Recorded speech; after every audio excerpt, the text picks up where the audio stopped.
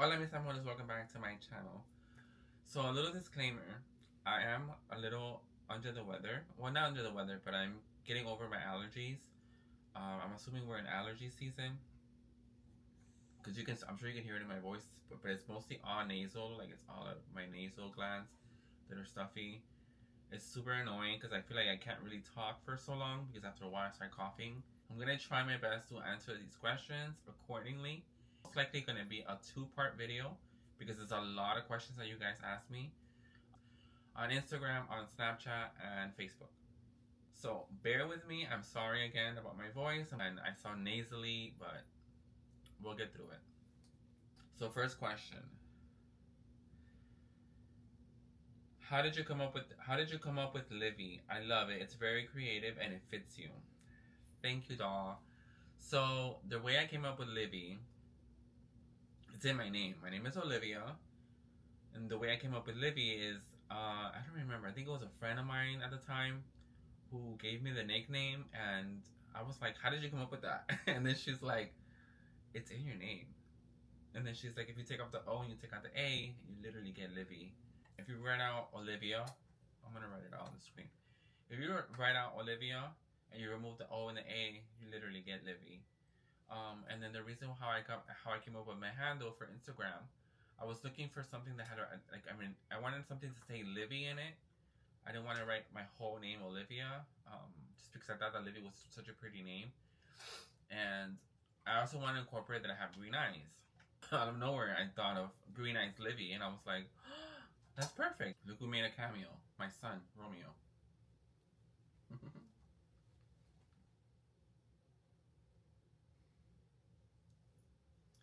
He's so cute. I guess he's gonna sit next to me, which is fine. All right. Next question. Girl, I've been loving your lip duo lately. Are you still using MAC? If so, please explain. That's a very good question. I actually have been getting a lot of people asking me this, and yes, I'm back on MAC. So this is the bag I use when I leave my house. So on here I have my lip duo. I'm gonna show you guys what I've been using lately, as of lately. Actually, I have two different lip duos that I do, and I'm gonna show you. So I have the lip products here, and then I have the lip pencils. I can pretty much get three different lip duos with all these products. But the lip duo that I currently have been doing that you're asking me about, because I know you're talking about the baby shower most likely. So the one that you saw me at the baby shower is these two. It is Cork. I'm using lately, it's this one. It's Cork from MAC. Do you see it? It's kind of rubbing off, but you can see the C-O-R-K. And then I'll do a little line here so you guys can see. It's like a brown,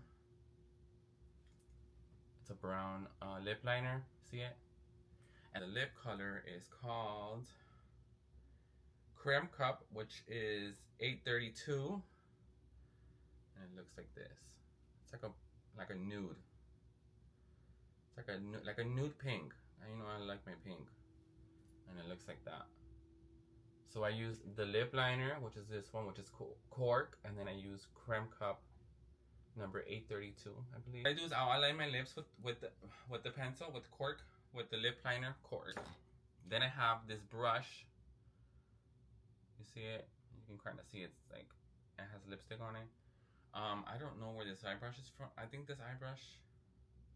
I got this brush. It's Jackie and Lauren eyeshadow brush, and it says Jackie and Lauren. But I use this. What I do is I outline my lips with the Cork lip liner, and then with this I diffuse the color because it's so. I feel like sometimes it's a little harsh. So I mean, you can keep it like that if you like that look. But me personally, I like to pretty much outline my lips, and then I use this to diffuse. Pretty much, what I mean by diffuse is I blend out the color with the brush. I'm gonna show you here. It in now, how it's not just a harsh brown line there. So I do that first. I put the lip liner, diffuse it with the brush, and then I go in with my lipstick. And that's pretty much what I do. The reason I want an extra sheer or a little more glossy look, I put this on top, which is from Victoria's Secret, and it's called Candy Baby. Same thing as this Candy Baby right there. You see it? So then I use this too, and then I put this on top, and it gives me more like a pouty lip type of thing, and it looks really pretty. So maybe that's what you saw me, or maybe you saw me wearing the brown one, which is these two. Disclaimer: this is a clear gloss, but because I use a brown lip liner with it, it's turned pretty much brown. So don't get grossed out. It's not that it's, you know, it's not that it's going bad or anything. This is literally a clear gloss. This is a Glow Reviver Lip Oil from e.l.f. You see it there? And it's e.l.f. And then the lip combo that I use with this one, when I just want, this is pretty much when I just want to like hang out, you know, I'm not really going out, I'm just kind of chilling. This lip liner is the Maybelline Lip Lifter. See it? Maybelline Lip Lifter. And the color is 01 Crossed the Line. That is 01 Crossed the Line. So I'm going to show you guys. These are similar in color. The cork and the cork and the cross the line. So these two are similar in color because they're both a brown color. So this is the cork one, which I'll put here. This is cork, the MAC one, right? And this is a lip lifter from Maybelline, and I'll put it here. See, they're pretty much similar. The difference: this has more of a brown hue. This has more of like a maroon reddish hue. Not much of a difference, but I prefer my cork with my creme cup. I use this one when I just want to pretty much do a gloss. So I'll use the lip lifter, which is this one, right? The one that's more of a reddish hue, and then I use a lip gloss with it. See, it's just clear lip gloss. It's not. See, it's clear. I mean, you can tell. You can't even see it because it's literally clear lip gloss. So I'll mix. So I'll do that combo. I'll do this, the Maybelline, and then I'll do this one. You have a brush that looks like this. You know, it should be roundish, not so much fluffy, but more like compressed, compact. You know, that's what I use. Again, these are my top. I would say top two because it's not really three. This is $23 to $25, which is cork. The lipstick creme cup, which is $8.32. I believe it was $32, but don't quote me on that because I'm not too sure right now. So those two are from MAC, right? This Maybelline pencil, the lip lifter, you can get this at, see, these two you can literally get these two together. You can literally get these two together, which is the e.l.f. Lip gloss and the Maybelline lip lifter. I don't remember. I think this was $8.99 at CVS, and this was maybe $12. I don't remember right now. This one was $9.95. See it? $9.95. And it's basically just a gloss. I'll show it to you guys. It's a very pink, very, very, very light gloss. I'll do it here. It's just pink. But it's more see-through than anything. You know, it has like a little pink hue. But as you can see, as soon as I get my lights, you guys will see me do a full-on get ready with me, and I'll explain step by step what I'm using, how I diffuse things, how I blend, how I mix, because I do a lot of steps. So once my lights get here, I promise you guys, you will be in for a good treat. What is your current favorite blush? Do you have any, and what do you recommend? That's also a very good question. Okay, going back into my little handy dandy bag. So lately I've been using two different combos or two different types of blush. This is not an ad and it's not a sponsor or anything. It's just you're asking me what I like and I'm gonna show you guys. So my top two favorite blushes right now all the time. This is the Anastasia Magic Touch Blush Trio and the color pink. So you can see it's pink. Magic Touch Blush Trio. So this is one of them. This is the cream blush. Okay. Another one that I'm like really obsessed with right now is the Morphe Cheek Thrills, which is this one. And this is what it says on the back. Cheek Thrills. Okay. And then so what I've been doing, because I know people are, you're not the only person who's asked me. I have a lot of people ask me actually what I've been doing. So because this is a cream and this is a powder, what I've been doing, I got a little wheel. You turn it, and then you have three different colors. And then back here it tells me the name of the color. Let me make sure that this is like this. Okay, so this color here is called Candy Pink. This is a cool toned pink, and this is a soft pink. Okay, these are very, very, very, very pigmented. So a little bit goes a long way. I'm not even kidding. I'm gonna show you guys. I'm gonna swatch them for you guys. So this right now I'm doing soft pink. So this is soft pink. That's soft pink. This is candy pink, which is my favorite one, the one I've been using pretty much all the time right now. This is candy pink. See that? And this is the cool toned pink. And this one, I'll put it here. You see them? It's very, what I like about it, what I love about it, it's like a very silky texture. It's very blendable, very, very easy to blend. Like if you're not really used to blending, so if you use a lot, you're gonna have a lot of blush on your face. Which it happened to me one night, the night that I think we went to go see, the night that me and my boyfriend and I went to go see the Fantastic Four, which I don't know if you guys saw pictures of me. If not, I'll insert a picture. My blush was blushing, and I'll show you guys right now. I'll insert a picture so you guys can see. I use the candy pink. I blend it out, and then I'll put this one on top, and then I blend that out. So in this palette, the Morphe one, the Cheek Thrills, this one also brings its own cream. This is a cream right here, and I'll swatch it for you guys.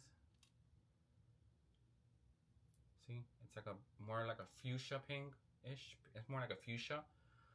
Then this is a highlighter, which also feels. Actually, this feels like this also is also cream. Well, I don't even know that. I barely use it, so this is also a cream. See, it has more like a glitter tint to it. And then this is the blush. This is the one I use. See it? When I do my get ready with me, I'll show you guys how I blend out my my blush, and how I add the powder on top, so you guys can kind of see how I do it, because it is kind of a process. But everything in life is a process. You know, you have to build up to get to the finish line. Next question: what is your current favorite setting spray? Now I currently have two setting sprays that I'm in love with. That, like, the first one would be One Size. You see it? It's the new one that they really pretty much came out with. I love this setting spray. You can use it before and after you do your makeup. I personally, what I do is I don't use it at the beginning of my makeup at all. I've tried using it at the beginning of my makeup, but I don't like the way it looks. For me personally, I don't like the way it looks. So what I do is I do my whole makeup, right? I do my whole makeup routine, my powders and everything's blended, and you know, it looks good. It looks up to par. I'll use the setting spray to melt my powders into place, right? So I'll spray with this first, and then to make sure that it doesn't move or doesn't go anywhere. As of lately, I've been loving the Morphe Jumbo setting spray. I've been loving this one. It's the Morphe Jumbo Continuous Setting Mist. It's also a very good one. I recommend this one. I love this one. I love these two. They've heard people have been telling you have like a glow to you. This is what the glow is. The glow that I have, the glow that you see, is this. Because these two go hand in hand, and I'm telling you, baby girl, you're gonna love it, and you're gonna thank me for it. So these are my two favorite setting spray. Next question: why did you choose the name Olivia? Explain why you chose that name and why you love it so much. Okay, so the best way I can describe this is, so first and foremost, if you don't know by now, I am a trans woman, and I am the oldest of three. So my mother named me after my father. I'm not gonna repeat the name because that name just drives me crazy. I'm the type of person where I don't like to be compared to anybody. And growing up, my mother loved to compare me to my father. Oh, you remind me of your father. Oh my god, this. Oh my god, that. And it's like, after a while, like, it's very annoying very quickly. And it's like, can I just be my own person? Like, why do I have to be If I remind you of somebody, okay, cool. But to be constantly saying, you remind me of this person, you remind me of this person. So when I came up with with my name, I loved watching Law and Order, and Olivia Benson was like one of the highlights for me, you know. And I was like, well, what if I do Olivia? What if I just name myself Olivia? And all my friends were like, oh, that's such a pretty name. My mom told me, my mom was like, that's a pretty name. Nobody in our family has that name. And I was like, yes, finally. And yeah, I kind of ran with it. I like the name Olivia. Was it hard coming out as trans to your family? And were your brothers and parents as accepting as they are now? Baby. That's a very good question. My transition was not easy. I can say that much. For the most part, my family members, the ones that know, it was not an easy decision. I just always felt different. I always felt like something was missing, but I could never really pinpoint what was missing. Even as a little kid, I was extremely feminine. I was the oldest of three boys. My father felt the need to take me to therapy from the age of 7 all the way to the age of 18. And every therapist that I saw, they would always tell me this. Like, they wouldn't tell me the same thing, but they would tell my father, your son is transgender, your son is transgender, your son is transgender. And he hated hearing that. He was like, no, I don't want to hear that. I don't want to hear that. So he would literally he would end my session with that therapist and take me to a new one. When they would tell him the same thing, he would end that session there and take me to another one. And it was like back and forth, back and forth, back and forth. And then the last time I ever went to one of those was when I was 18 years old. And my therapist told me so my father's a truck driver. And she basically told him this. She was like, I'm going to give you an analogy, okay? Disclaimer, sorry for the language, what I'm about to say. They basically told my father, you can remove your son's testicles and you can run him over with your truck as many times as you want. That's still not going to change anything. Your son is transgender. And she told him, the best thing you should do now is accept it and move on, or have her resent you later on in life and not want to be around you and hate you and, all of these things. But yeah, it was not an easy task to have to go through. My father was very strict growing up. I had to play every sport in the book. Every sport. Baseball, soccer, football. They put me in every activity for summer school, summer camp. I was a Boy Scout because I was too feminine, and I had to be el macho. Your brothers are looking up to you, and this is not the example that I want, and this and this and that, and blah blah blah blah. Self-centered, I swear, like so self-centered, like fuck my feelings, I guess, you know what I mean? So it was not easy. It was super hard. I was bullied. It was horrible. Like, I don't even want to think about it because it was just so bad. Like, I went as far as even dropping out of school, because high school, because I couldn't even concentrate. I couldn't do anything. I couldn't be myself. Every time I was every time I just tried to be me, people were like, "Oh, you're so gay," or "You're so feminine," and all this and all that. It's like, okay, what is it to you? Like, at the end of the day, what is it to you? Why is me being so feminine? How does that affect you? My femininity doesn't bother anybody. It shouldn't bother anybody, because at the end of the day, I'm living my life and I'm living my truth. You know what I mean? Like, I'm not out here bullying anybody. I'm not out here, chasing nobody's or stealing someone's boyfriend. It's not like I would walk around and call guys handsome or cute. None of that ever happened. You know what I mean? So it's like, I don't understand why there's so much bullying when it comes to that. Like, it's just petty as fuck. You know, if anything, it makes me question you. It makes me question your sexuality. Like, why are you so upset with me being who I am? I don't have to put on a facade. I don't have to put on a front. I don't have to pretend anymore, because I hated that. I hated, like, there was a time in my life where I was literally like pretending to be this person just to make everybody else happy, when deep down inside I was depressed, I was miserable, I was suicidal. I'm sorry for my brothers to hear this, but I was very suicidal. I wanted to end my life. I was going through so much shit that I didn't have to go through that. You know what I'm saying? But it was hard. I had no one to talk to. If I did have someone to talk to, they would judge me off the bat. Oh, you're just going through a phase, and oh, you should just hang out with the straight boys. Or it was always something. It's not a phase, because if it was a phase, I wouldn't be here today. You know what I'm saying? I wouldn't have gotten my name changed. I wouldn't have taken hormones. I wouldn't have gotten my boobs done. It's not a phase. You know what I mean? If it was a phase, I wouldn't be sitting here. You know, one thing I've learned, and I took me so long to understand this, is that people are gonna talk regardless.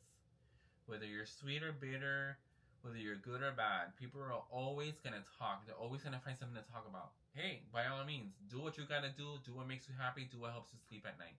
But at the end of the day, God don't like ugly. I'll leave it at that. Next question. How many surgeries have you done, and do you want any more?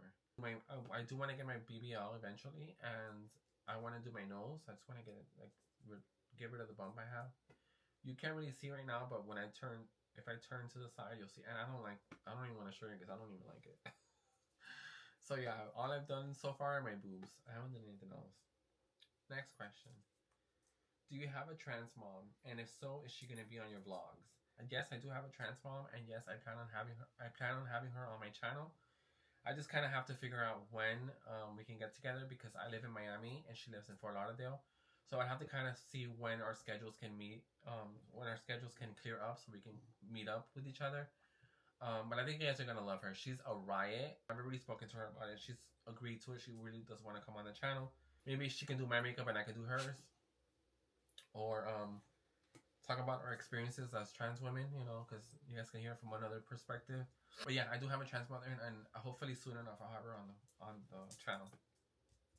Shout out to Gia. Hi, Mama. Miss you. Love you. Okay, next question. Boob surgery. Did it hurt? Do you want them bigger, or do you want to go smaller? Personally, for me, it didn't hurt. I don't even like to see my own blood because I freak out. But I didn't. They didn't hurt. They didn't hurt me. I don't know. It's because of the way that I got them done. Got mine done underneath the breast fold. Researching about doctors, most doctors in Miami, their consideration was that they would only go to the nipple, and I was like, ain't no way in hell. So I kept researching and researching and researching, and finally found my doctor. He gave me a bunch of options. He was like, you can go underneath your breast fold, you can go through your belly button, you can go through the nipple, you can go underneath your armpit. There's a word for it, but I can't think of it right now. TMI, I didn't want my nipples to stretch out, because that's alone sounds painful. And then also think about it. When you're cold and when you yawn, your nipples contract. Now imagine having a foreign object, a big ass foreign object, go through your nipple, and then every time you yawn or you get cold, your nipple tightens up. So imagine now you have scar, or you have stitches around your nipple. I said, no ma'am, I am not doing that. So to be quite honestly, no, it didn't hurt me. The only thing that was and it's true what they say. The only thing that I can say is true what they say. Like, you literally feel like you have an elephant sitting on your chest, because you have all this pressure, like, you know, because you have a foreign object in you. Weird to see it. They're literally up here in your clavicle. It's so weird. It's so off-putting, but it's, you know, and with time and stuff, they start to slowly fall into their place, into their pocket. But no, they didn't hurt me. Alright, you guys, that's a wrap for today's vlog. If you like this video, please give it a big thumbs up. And if you haven't already, please go ahead and subscribe to my channel. Also, don't forget to hit the bell notification right next to my picture, so you're notified every time I upload a brand new video. Go ahead and share this with your friends and family. And also leave a comment down below if you have any other questions to makeup, or, you know, to my background, or me growing up, whatever it is you guys want to know about me. Go ahead and leave it in the comments down below. I promise to read them, and I'll add them in the second part of this video. Thank you so much for watching, and I'll see you in the next one. Bye, guys.